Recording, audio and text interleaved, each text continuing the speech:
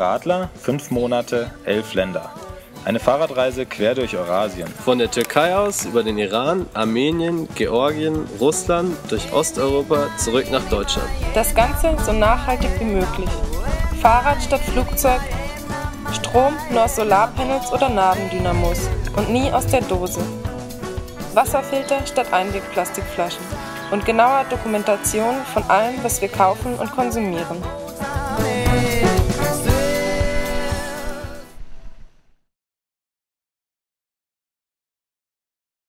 In diesem Teil fahren wir von Odessa in der Ukraine über Moldawien, Rumänien, Ungarn, die Slowakei, Österreich, die Schweiz zurück nach Deutschland.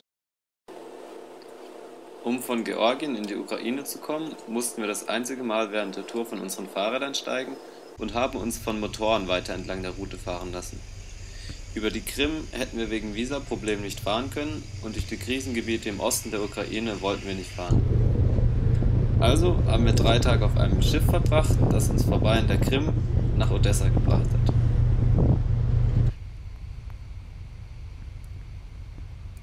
Odessa hat sich uns als fröhliche und belebte Stadt herausgestellt, in der wir durchgehend das Gefühl hatten, an einem entspannten Urlaubsort zu sein.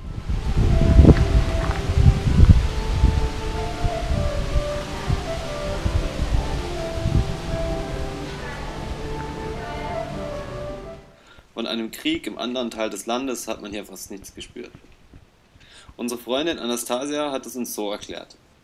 Odessa liegt am Meer, deswegen sind alle Menschen glücklich und demonstrieren nicht gewalttätig.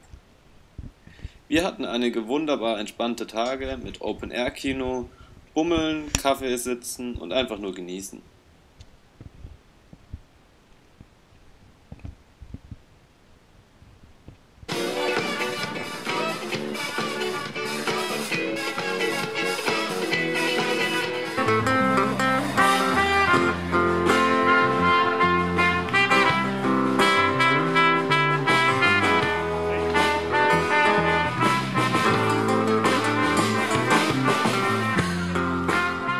Zurück auf die Straße, die sich durch kilometerlange Sonnenblumenfelder schlängelt. Wir erlebten etwas, dessen Existenz wir in den letzten Monaten fast vergessen hatten. Regen. Alter, das Wasser schmeckt doch salzig, was über den Mund läuft. Noch bin ich nicht sauber. Zum Glück regnet es aber nicht ständig und von der Ukraine ging es in Richtung dem kleinen Land Moldawien.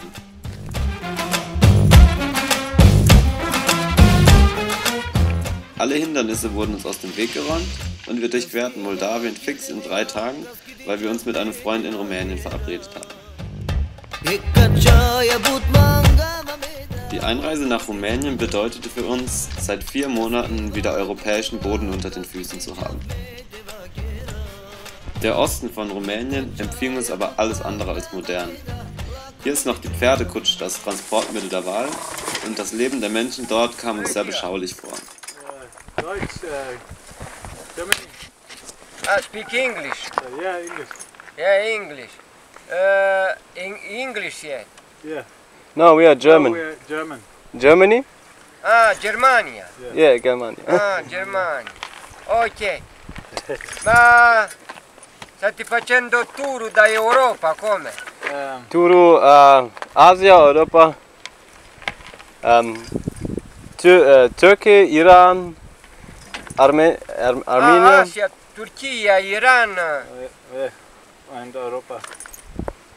Now to Brasov, Budapest, then Germany.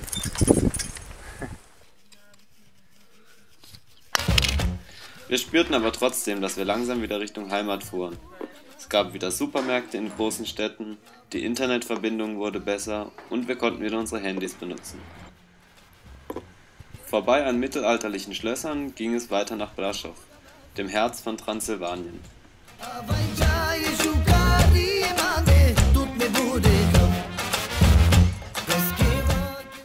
Hier trafen wir auf unseren Freund Niklas aus Deutschland, mit dem Milan wandern und reiten ging. Anja und ich sind weitergefahren, sind aber erstmal in den Karpaten klettern gegangen.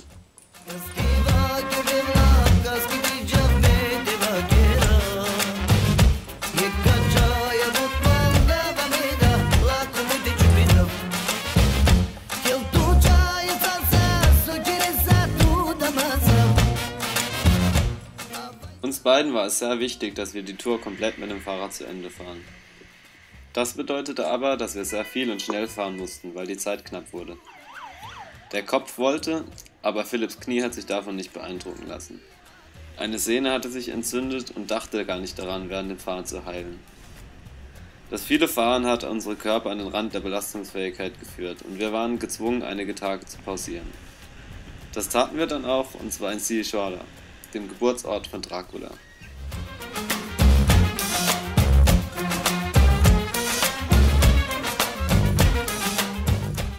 Das kleine Städtchen ist zwar schön, aber eigentlich wollten wir weiterfahren. Das Warten wurde frustrierend, denn der Kopf wollte weiter, der Körper aber nicht. Nach 4 Tagen Regeneration sind wir dann vorsichtig und behutsam weitergekommen. Unser vorletzter Berg in Rumänien.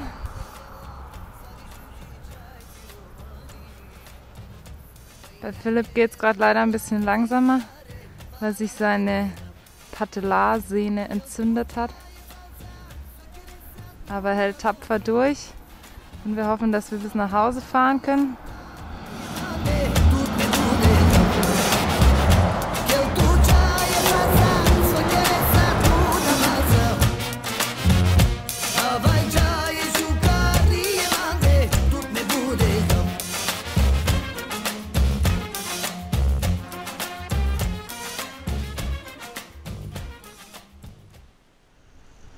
Ungarn war vor allem eines: flach. Und so etwas wie der Ausgangspunkt der Heimreise. Eines unserer Ziele war es ja, die komplette Strecke mit dem Fahrrad zu fahren. Und das hat bedeutet, dass wir einen Kompromiss schließen mussten. Aus einerseits Reisen, also Leute und Menschen unterwegs wirklich kennenzulernen, und andererseits voranzukommen. Unser Plan war dabei von Anfang an, uns ab Ungarn vor allem auf Letzteres zu konzentrieren. Einerseits, weil wir schon zu früheren Gelegenheiten in der Region gewesen waren, und andererseits, weil es auch einfacher sein würde, wieder hinzukommen. So waren wir in Budapest zum Beispiel nur für die Dauer eines Mittagessens.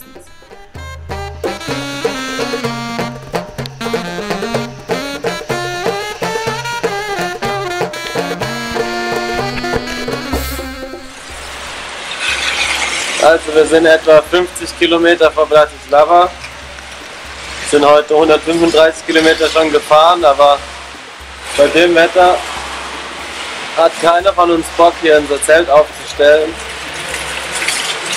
Deswegen haben wir jetzt entschieden, mal zu probieren, einfach noch 50 Kilometer zu fahren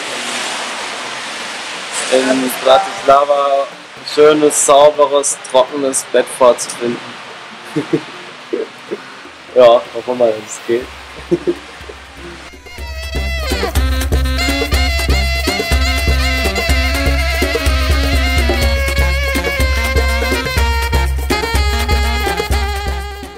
In Bratislava haben wir uns noch einmal eine kleine Verschnaufspause gegönnt und beschlossen, wieder herzukommen. Bratislava und seine Bewohner haben uns super gefallen, aber vor allem haben wir Geschichten gehört. Über die wunderschöne Natur im Landesinneren und über unzählige Kletterspots. Außerdem war die Slowakei so etwas wie das kulinarische Highlight der Reise.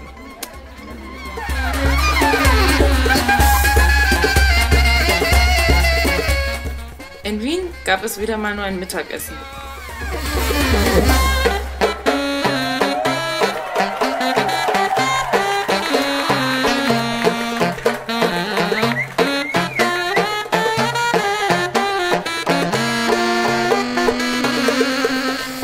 Und über München, Landsberg und das Allgäu ging es dann zurück an den Bodensee.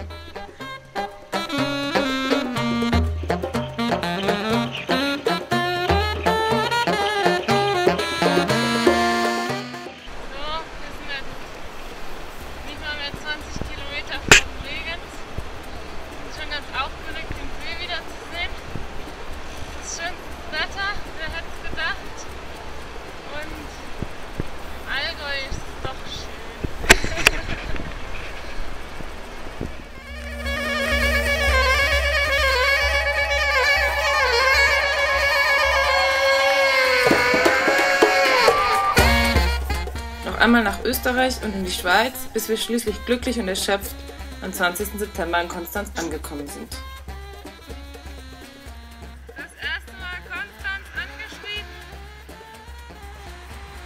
den letzten 10 von 8500 Kilometern haben wir natürlich erstmal noch einen Platten. Der Mantel hat sich entschieden, die letzten 10 Kilometer nicht mehr mitzumachen. Genug ist genug.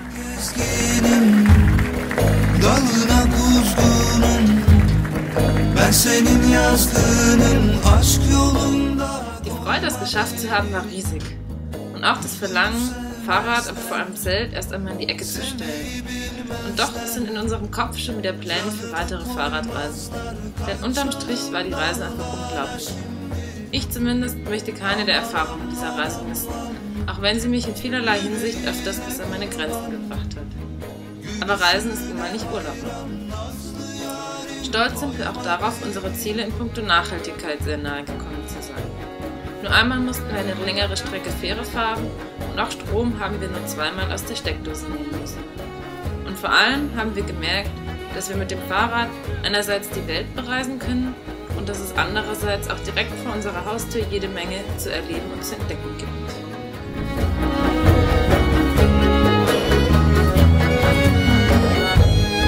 Düştüm yollarında, kaldım dağlarında, yaban